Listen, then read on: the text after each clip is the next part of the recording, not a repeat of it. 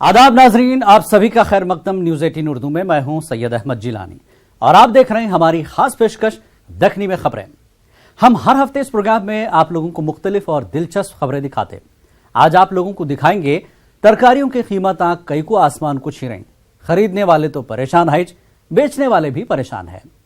शहर में गांव कभी देखे आप लोग? हम दिखाते और आप लोगों को एक अनोखे गांव को लेके जाएंगे जहां पे घरा शानदार मगर रंग नहीं करते, कई को आगे दिखाएंगे। और गाड़ियों को लाइटा रहते जरूरी भी है, मगर गाड़ी चलाने वाले को भी लाइटा लगे हुए देखे कभी आप लोग?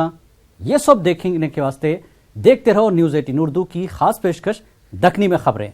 तो चलो शुरू करेंगे दखनी में खबरें। दिन पे दिन महंगाई बढ़ते जा रही।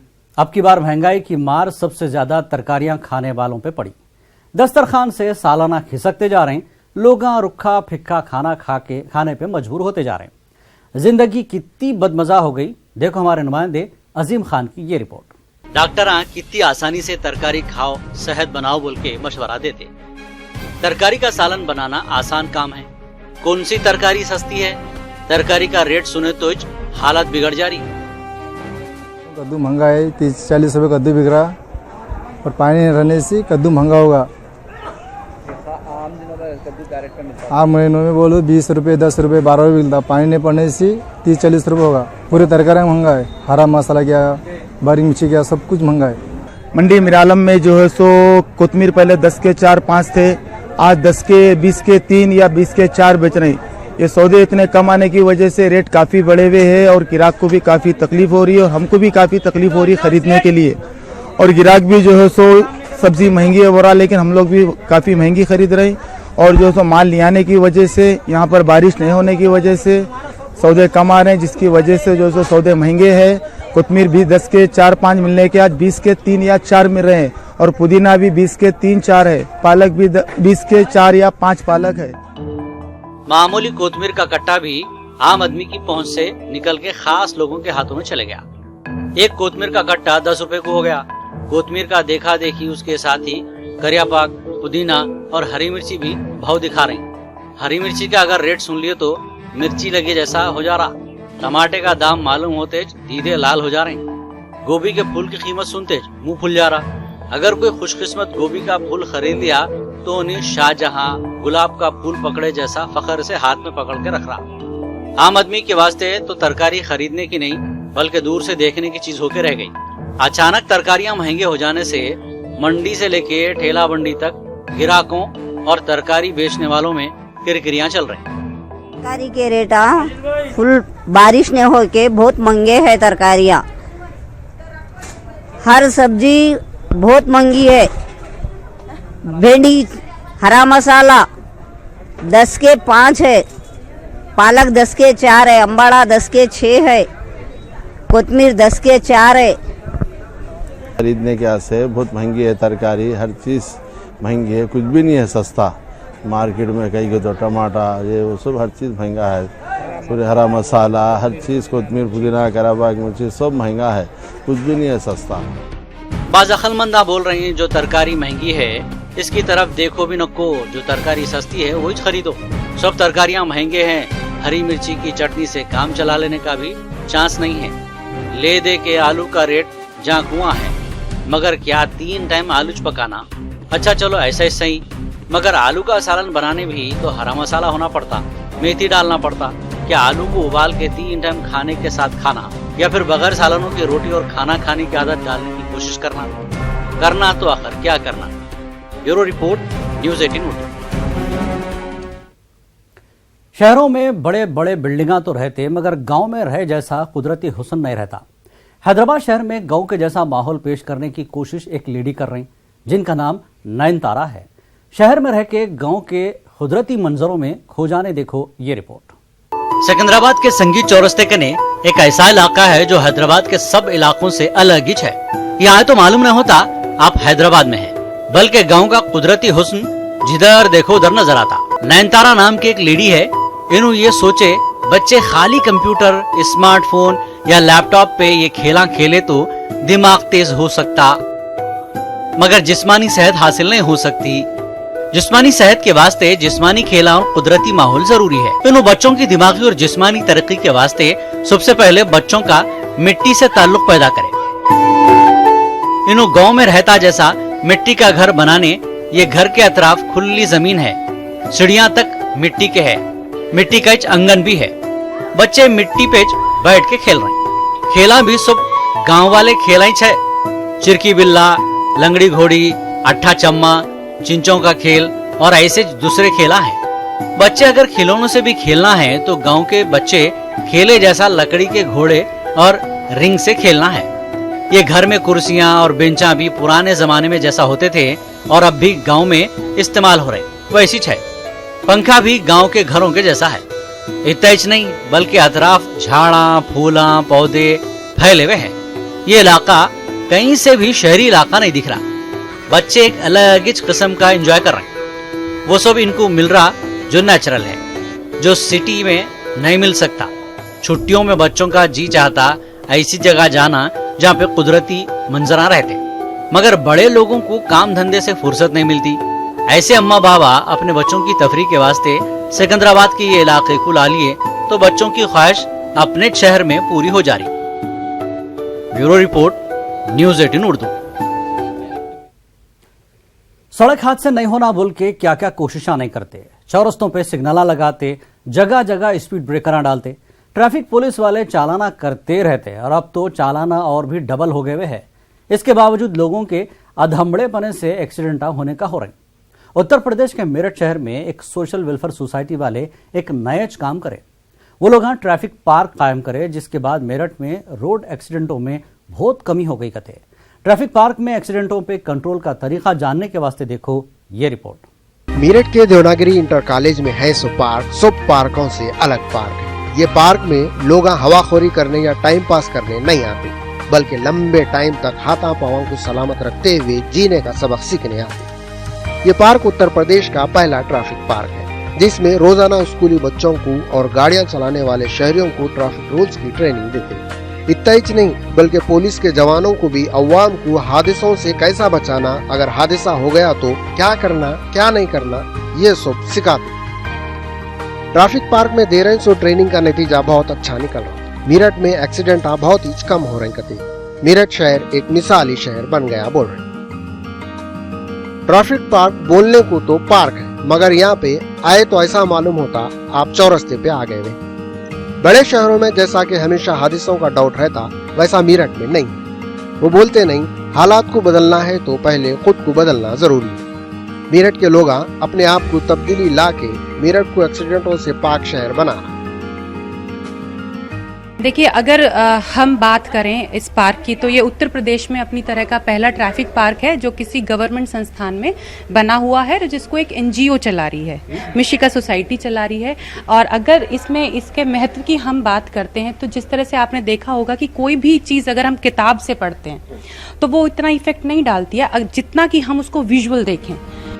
बड़े शहरों में ट्रैफिक का मसला पब्लिक को कितना परेशान करते रहता, ये तो सबको मालूम है। थोड़े बेतुके लोगों की तरफ से कभी ट्रैफिक जाम तो कभी एक्सीडेंट होते हैं। बेढंगे लोगों को सुधारने 2014 में एक सोशल वेलफेयर सोसाइटी के लोग ट्रैफिक पुलिस की मदद से मेरठ के स्कूलों में रोड सेफ्टी क्लब कायम करे। इतना ही नहीं बल्कि सोसाइटी वाले बाद में देवनागरी इंटर कॉलेज में पहला रोड सेफ्टी ऑडिटोरियम और ट्रैफिक पार्क कायम करे, जिसमें रोजाना 60 स्कूली बच्चों को 2.5 घंटों तक ट्रैफिक रूल्स की ट्रेनिंग देते हैं। बच्चों के अलावा बड़ों को भी हादसों से बचने की तरीके समझाते हैं। स्कूलों के रोड सेफ्टी क्लबों में एक टीचर की निगरानी में एक टीम बना के सबसे पहले बच्चों को ट्रैफिक ट्रेनर के तौर पे तैयार करते। ये बच्चे अपने अपने स्कूलों में साथियों और टीचरों को और अपने घर में अपने रिश्तेदारों को हादसों से बचने के तरीके बताते हैं। हादसों से अवाम को बचाने की ये कोशिश को अवामी नहीं बल्कि हुकूमत के नुमाइंदे भी पसंद कर रहे हैं। उत्तर प्रदेश के वजीर स्वतंत्र देव सिन्हा तारीफ करते हुए बोल रहे हैं, मेरठ शहर हादसों पे काबू पाने वाला मिसाली शहर बन गया। सड़क सुरक्षा को लेकर माननीय योगी जी चिंतित हैं राज्य के अंदर, और माननीय योगी जी का सपना है कि सड़क दुर्घटना कम होना चाहिए। सभी विभागों को निर्देश दिया, और चाहे पीडब्ल्यूडी है, स्वास्थ्य विभाग, कोई विभाग हो, मतलब ट्रामा सेंटर से सब लेकर अपनी चिंता करना चाहिए, और बच्चों की दुर्घटना होती है तो तुरंत बचाने का प्रयास करना चाहिए। इसके लिए चिंतित हैं, जिसके कारण अभी सप्ताह चल रहा था सड़क की सुरक्षा, लेकिन सप्ताह समाप्त हो गया है। ट्रैफिक रूल्स फॉलो करने पे मीरठ को मुल्क का मॉडल सिटी बनाने की तैयारी चल रही है। नई नस्ल तक ट्रैफिक के कायदे कानून पहुंचाने से जो फायदा मीरठ में दिख रहा, उम्मीद है आगे चल के मीरठ की देखा देखी पूरे मुल्क में ट्रैफिक पार्क कायम होगी और पूरे मुल्क में ट्रैफिक हादसों में कमी हो जाएगी। Bureau report, news 18 Urdu. Andhra Pradesh के डिस्ट्रिक्ट प्रकाशम में एक ऐसा नौजवान है जो अपने हैरत अंगेज कारनामों से यह साबित कर दिया कि इंसानी इरादों के सामने पहाड़ भी जर्रा बन जाते। आंधी की हैसियत हवा के एक मामूली झोंके से ज्यादा नहीं रहती। नौजवान शेख इमाम शाह के दिलेरी के कारनामे पे पेश है ये रिपोर्ट। प्रकाशम जिले के अंगुल शहर में एक नौजवान है जिसका नाम शेख इमाम शाह है। इमाम शाह गरीब घर में पैदा हुए। इनके वालिद मिस्त्री का काम करते थे। इमाम शाह को बचपने से ऊंचे टेलों और पहाड़ों पर चढ़ने का शौक था और ये शौक इनको इतना ऊंचाई पे लेके चला गया, आज इन पे लाखों लोगों को फख्र है। ये नौजवान की हिम्मत के सामने गरीबी, हालात और मौसम की कोई अहमियत नहीं। बच्चे के जुनून के साथ पहाड़ा भी कांप रहे। दुनिया के बड़े बड़े पहाड़ा इनके कदमों के नीचे आते जाते हैं। ये काम में इनकी मदद आंध्र प्रदेश की हुकूमत और स्पॉन्सर करेंगे। इमाम शाह दुनिया के सबसे ऊंचे पहाड़ एवरेस्ट पे भी तिरंगा लहराने में कामयाब रहे। एवरेस्ट पे चढ़ाई के वास्ते आंध्र प्रदेश से 130 लोगों ने दरख्वास्त दिए थे। उतने लोगों में सिर्फ 5 लोग सेलेक्ट हुए थे। वो 5 में सबसे ऊपर शेख इमाम शाह पहुंचे। इमाम शाह एवरेस्ट पे तिब्बत से चढ़े, जहाँ से चढ़ना मौत को दावत देने के बराबर है। वहाँ पे कितनी सर्दी रहती मालूम, सुने तो इस हैबत से थरथरी शुरू हो जाती। -40 डिग्री रहती। वहाँ पे ठंडी हवा इतनी तेजी से चलती रहती, कोई भी जानदार का नाम और निशान बाकी नहीं रहता। ऐसे खतरनाक रास्ते से जाने वाले इन्हों पहले हिंदुस्तानी है। एक और हैरत की बात ये भी है, इतने डेंजर रास्ते से इन्हों गए, सबसे ऊपर पहुंचे और पूरे ग्रुपों से 3 घंटे पहले नीचे उतर भी गए। इमाम शाह दुनिया के और भी बड़े बड़े पहाड़ों को उनकी हैसियत दिखाई। रशिया के मशहूर पहाड़ पे 5483 मीटर, अफ्रीका के अहम पहाड़ पे 5895 मीटर और साउथ अफ्रीका के पहाड़ पे 6992 मीटर का फासला तय कर इन और 7 मुल्कों के बड़े बड़े पहाड़ा पार करना चाहते। इमाम शाह को पहाड़ों पे चढ़ने के शौक के अलावा क्रिकेट और कराटे से भी दिलचस्पी है। कराटे में भी इन्हों धूम मचाए। 7 बार डिस्ट्रिक्ट लेवल पे और 4 बार स्टेट लेवल पे और 1 बार नेशनल लेवल पे चैंपियन बने। बहरहाल इमाम शाह अपने गैर मामूली कारनामों की तरफ से दूसरे नौजवानों के वास्ते एक मिसाल बने हुए हैं। हमारा मुल्क अलग अलग तौर तरीकों और अकीदों वाला मुल्क है, मगर बाज जगहों के रस्मा और अकीदे इतने अजीब है, सुने तो यकीन नहीं आता। ऐसा एक गांव मध्य प्रदेश के रतलाम में है। वहां के लोग बाज ऐसे कामा जो करना है नहीं करते। देखो ये रिपोर्ट। मध्य प्रदेश के रतलाम में एक गांव है जिसका नाम कछालिया है। ये गांव में 1400 लोग और 200 से ज्यादा घरा हैं। घरा तो आम गांव के जैसे छोटे बड़े हर किस्म के हैं, मगर कौन से भी घर पे ना तो अस्तरकारी है और ना रंग करावा है। इतना नहीं, घर की छत पे भी लोग कवेलू नहीं डालते। कछालिया गांव वाले पानी को छान के भी नहीं पीते। काले रंग के कपड़े, जूते, चप्पल से दूर रहते। कोई भी दूल्हा घोड़ी पे बैठ के यहाँ के मंदिर के सामने से नहीं जा सकता। इतना नहीं, बल्कि मंदिर के सामने से जनाजा भी नहीं लेके जा सकते। कलर नहीं होते हैं, मोजे नहीं पहनते हैं, काले जूते नहीं पहनते हैं। 250 घर के करीबन नहीं। कब से चला आ रहा है ये सब? ये परंपरा से चला आ रहे हैं। तो सभी घरों में जो है यहाँ पे रंगाई पुताई नहीं होती है? यहाँ पे बिल्कुल नहीं होती है। यहाँ पर क्या वजह है इसकी? इन भैरव बाबा कालेश्वर दरबार की आन होती है, इनकी आन रखते हैं। करीब हमारी भी 40-42 साल की उम्र हो गई है, हम भी इनकी आन रखते हैं। पहले वाले बोल रहे थे कि इनकी आन है, वो आन हम रखते हैं। घोड़ी पे दूल्हा बैठ के नहीं निकलता है, काले जूते नहीं पहनते हैं, काले पैंट नहीं पहनते हैं और पानी छान के नहीं पीते हैं। गांव के लोगों का ये मानना है, कोई भी गांव वाला गांव के उसूलों और रिवाजों को तोड़ा तो इसको जबरदस्त नुकसान उठाना पड़ेगा। एक वक्त कौन की आदमी अपने घर की छत कवेलू से बनाने की कोशिश करा तो छत से इसका 20 साला बेटा गिर के मर गया। ये गांव में दिवाली के मौके पे भी कौन से भी घर के सामने रंगोली नहीं डालते। ये सब कामा नहीं करने के पीछे कितने की किस्से कहानियाँ मशहूर हैं। हमारे जो परदादा थे वो उन्हीं से चला आ रहा है, वो बात करते रहते थे हमारे सामने, तो हमने भी ऐसा ही करना शुरू कर दिया। हमारी 40-42 साल की उम्र हो गई, हमने भी कुछ नहीं किया। कब से हो रहा है? जब से हमने होंठ संभाला है, जब से हमने देखा है। नहीं तो गांव में मकान पे कोई कलर होता है, ना वाइट सीमेंट होती है, ना भी दूल्हे शादी होती, तो घर के अंदर जो माया वाया रहता है ना, वो भी नहीं करना पड़ता। हमारे दूल्हे सामने नहीं निकलते हैं, तो बैठ के घोड़ी बैठ के नहीं निकलते हैं। और दूसरी बात है कि अगर यहाँ झुक के नहीं निकलते हैं तो उसको परेशानी आती है। मंदिर के पुजारी का भी बोलना है यहाँ के रस्मो रिवाज को गांव के लोग सदियों से अपनाए हुए हैं। एक दूल्हा घोड़ी चढ़ के निकला और एक आदमी काले कपड़े पहना तो मुसीबत में घिर गया करते। बाज लोगों का ये भी बोलना है ये सब अंधी अकीदत या वहीमी चाले नहीं है, बल्कि बाबा कालेश्वर भैरव के एहतराम में सिर्फ मंदिर को रंग करके लोग अपने घरों को बेरंग रखे हुए हैं। कछालिया गांव में सरकारी इमारतों पे तो रंग कर रहे हैं, मगर गांव वाले अपने घरों पे रंग करवाने घबरा रहे हैं। घरा उनके हैं, रिवाज उनके गांव का है, उनकी मर्जी है, जो चाहे करे। Bureau report, news 18 Urdu. घर शिफ्ट करने का मतलब अभी तक एक घर से दूसरे घर तक सामान पहुंचाने के अपने आप को नए घर में शिफ्ट करना था, मगर अब घर शिफ्ट करने का मतलब हकीकत में घर शिफ्ट करना होगा। घर का सामान, घर के लोग, यहां तक कि पूरा घर का घर एक जगह से दूसरी जगह शिफ्ट हो जाएगा। हम कोई हवाई किला नहीं बना रहे, मोबाइल हाउस की बात कर रहे हैं। चलते फिरते घर सबसे पहले अमेरिका में शुरू हुए थे, इसके बाद चाइना से होते हुए अब हैदराबाद में दाखिल हो गए। देखो ये रिपोर्ट। हैदराबाद के मजाफती इलाके दोलापल्ली में मोबाइल होम की तैयारी चल रही है। इसको गुंटूर डिस्ट्रिक्ट के निजामपट्टनम के ऑटोमोबाइल इंजीनियर जिलानी बना रहे। इन्होंने अभी तक 60 चलते फिरते घर बना लिए। मोबाइल घरों की बड़ी शहरों में दिन ब दिन मांग बढ़ते जा रही थी। एक घर बनाने 4.5 लाख से लेके 1 करोड़ तक का खर्चा आ रहा बोल रहे। ये घर में single bed, double bed, triple bed, room, bathroom, kitchen, balcony, 1 मंजिला, 2 मंजिला, water tank, wash basin, AC, पानी की motor, current, drainage system, sofa और पानी गर्म करने के वास्ते गीजर भी है। जिलानी जब इंडिया से बाहर थे तो इन्होंने वहाँ पे मोबाइल घरों से लोगों की दिलचस्पी देख के खुद भी मोबाइल घर बनाने के बारे में सोचे थे। इंडिया को आने के बाद इन्होंने अपने इरादे को पूरा करके दिखाया। ये घर की खास बात यह है, आप इसको टायरों लगा के ठेला बंडी को ढकलते हुए गए जैसा जहाँ बोले वहाँ फिर सकते।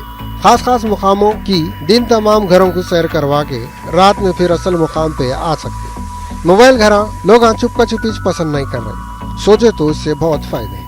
मिसाल के तौर पे किसी का कर्ज देना है, रातों रात घर के साथ घर वाला गायब, दावत में जाना है, बेगम का बनना सवरना खत्म नहीं हो रहा, घर के साथ घरवाली को लेके निकल जाओ। घर को जहाँ बोले वहाँ लेके फिरते रहे तो न चोरा खुफल तोड़ते, न घर में चोरी होने का डर है। अभी तक ऐसा होता था, महल्ले का माहौल पसंद नहीं आ रहा तो भी जबरदस्ती रहना पड़ता था। इस वास्ते कहावत मशहूर है, दोस्तां बदल सकते, पड़ोसियां नहीं बदल सकते। चलते फिरते घर खरीद लिए तो ये मजबूरी भी नहीं रहेंगी, जब जी चाहे पड़ोसी बदल सकते। Bureau report, news 18 Urdu. काम या तो अच्छा होता जिसकी लोग तारीफ करते, या फिर खराब होता जिस पे लोग एतराज करते, मगर इंदौर के गोपाल जोशी एक नया काम करे जिसको देख के बाज लोग खुशी से मुस्कुरा रहे हैं तो बाज लोग उनको हौला समझ के हंस रहे हैं। मगर कोई भी कुछ भी बोलने दो, गोपाल जोशी डोंट केयर बोल के जगमगाते हुए निकल जाते। देखो चलते फिरते लाइटमैन की ये रिपोर्ट। मध्य प्रदेश के शहर इंदौर में एक जने जिनका नाम गोपाल है, दिन में होटल में काम करते, रात में सड़कों पे लैटा मारते फिरते। इन्हों हालांकि कोई कम उम्र पोटे नहीं है, अच्छी खासी कड़गी उम्र के है। रातों में जब गोपाल बाइक चलाते हुए निकलते तो हर कोई इनको देखते रह जाता। इनको देखे तो फिल्म याराना के अमिताभ बच्चन याद आ जाते। इन्हों अपनी बाइक कुछ नहीं बल्कि अपने जिस्म को भी रोशनियों से सजा के निकलते। गोपाल जोशी अपनी मोटरसाइकिल पे और अपने आप पे एलईडी लपेट के शहर में घूमते रहते। लाइटों को चालू रखने इन्हों बाइक में 2 बैटरियां भी हर वक्त रखे हुए रहते। इनके ये अजीबो गरीब शौक को देख के अलग अलग लोग अलग अलग बातें करते। बाज लोग इनकी जिंदा दिली को देख के खुश होके इनको लाइट मैन बोलते। बाज लोग बुढ़ा घोड़ा लाल लगाम बोल के इनका मजाक उड़ाते। गर्ज जितने मुंह उतने बाता, मगर ये सब बातों से इन पे कोई फर्क नहीं पड़ता। आप बताइए, आपने एलईडी क्यों लपेट के रखी है अपने शरीर पे? हटके शो, मतलब अलग हटके दिखना है। जब अपन गुजरे तो अलग ही पहचान होना। आप कहाँ के रहने वाले हैं? इंदौर के। तो आप क्या काम करते हैं? होटल पे काम करते हैं। तो ये एलईडी लगाने का शौक कहाँ से पैदा हुआ? नहीं, ये तो शुरू से हर दीपावली को चेंज करता हूँ। तो पूरे साल भर ऐसे ही आप घूमते हैं? ऐसे चलता। जब आपको लोग देखते हैं तो वो क्या कहते हैं? भाई बहुत से पागल भी कहते हैं, कोई कहता अच्छा है, बहुत ब्यूटीफुल है। सबके अपने अपने नजरिए, लेकिन अपना नजरिया अपना पास है। अपन अपने हिसाब से चलते हैं, अपन ध्यान ही नहीं देते कौन क्या बोल रहे हैं। जब लोग पागल कहते होंगे तो आपको गुस्सा नहीं आता? नहीं, अपन तो वो अपन तो निकलने भी अपने को शो करना है तो उससे क्या सुनना। तो आप इसमें बहुत खुश दिखाई दे रहे हैं। हैप्पी, बिल्कुल हैप्पी। इंदौर की सड़कों की रोशनी में इजाफा करते फिरने का फिर रहे हैं। यही गाड़ी और यही लाइटा वाला जिस्म लेके अगर गोपाल जोशी कोई ऐसे खेड़े गांव में चले गए जहाँ पे लाइट नहीं है तो लोग उनको बला या मलामत समझ के गांव खाली करके भाग जाएंगे। Bureau report, news 18 Urdu. Uttar Pradesh के शहर उन्नाव में इंसानी हमदर्दी के नाते बाद सोशल वर्करां एक मिसाली कारनामा अंजाम दिए। ये लोग घरे घर जाके खाना, रोटियां और पुराने कपड़े लाते और गरीबों में बांटते, जिससे कितने की गरीबों को पेट भर के खाना और तन भर के कपड़ा मिल जा रहा। तो आप देखो नौजवानों की ये काबिल तारीफ कोशिश। मेरे को दो इजाजत, अगले हफ्ते आपसे फिर होंगी मुलाकात। आदाब।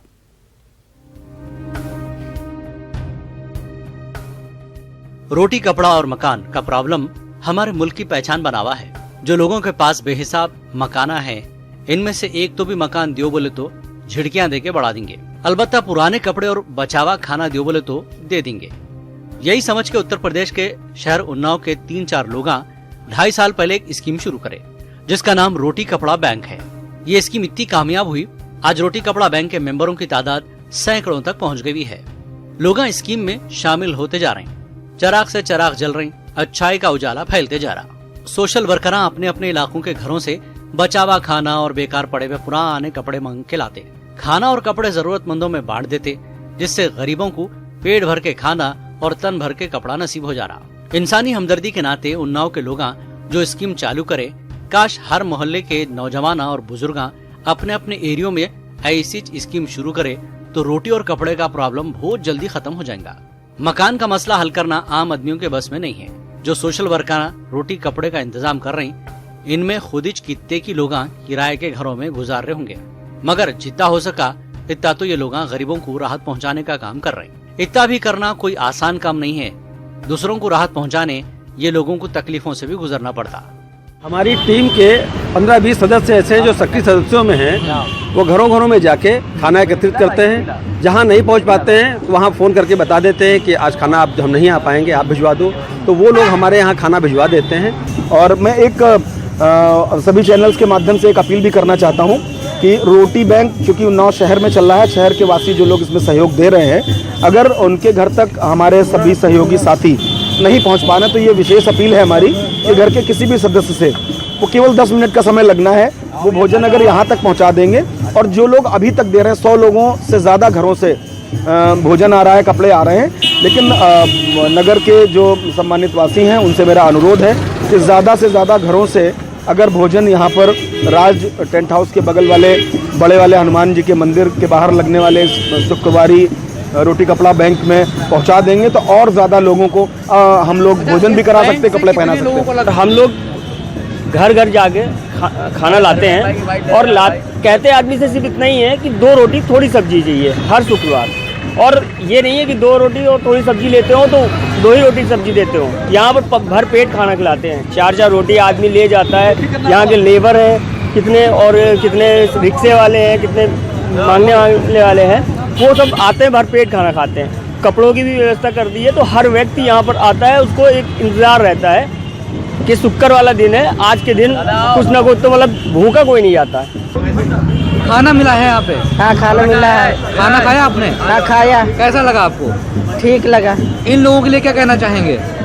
इन लोगों के लिए क्या कहना चाहेंगे? थैंक यू बोलना चाहिए।